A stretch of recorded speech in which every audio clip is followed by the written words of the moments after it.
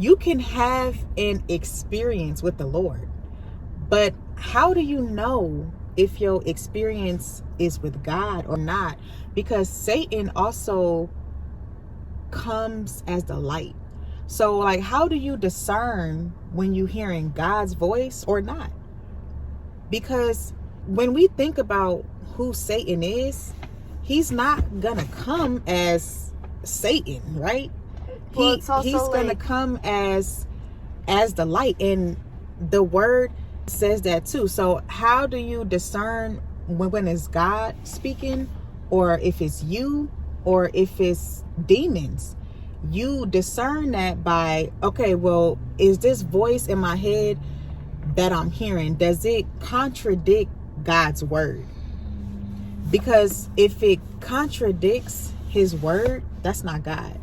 If it contradicts God's righteousness, because there's a difference from human righteousness and the righteousness of God, right? So it's our job to know that by scriptures, because that's how God speaks. We have to learn that God is not human. That's true. I think that God's word is extremely important. But 2 years ago, when I was 23, I was an alcoholic, and I was like a potato. Like, I couldn't even really form like a conversation. I could barely even form thoughts, to be honest with you. Yeah. I was like that far gone. And I went in my car and I prayed to God and I asked him for help and I confessed. And then I heard God's voice audibly in my head for months and months. Never read the Bible. I just prayed to him and I had a relationship with him, and he started placing things in my life. And about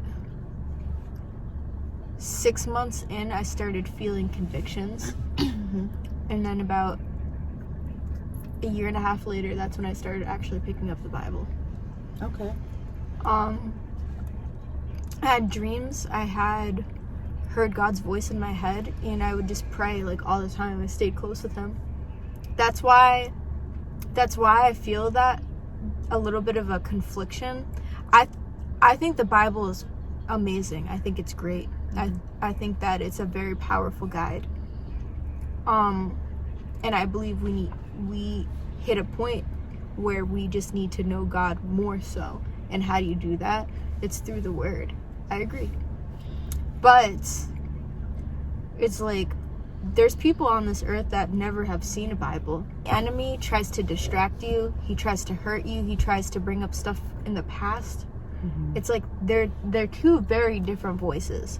Or the devil, he tries to tempt. Like the hardest one is the temptation, I would say. The reason why what you're saying is dangerous is because you speaking of how you think that the enemy would talk, instead of going by how God says that he would. So how can we be deceived by going off of our own understanding of how we think something is going to come? It is our job to seek knowledge on truth, and it's our job to find out what that is by the Bible. If you believe that God is the Bible and you want to serve God based off of his standards, which is the Bible, call me personally, 508-736-7716, and let's learn how to serve God based off of his standards together.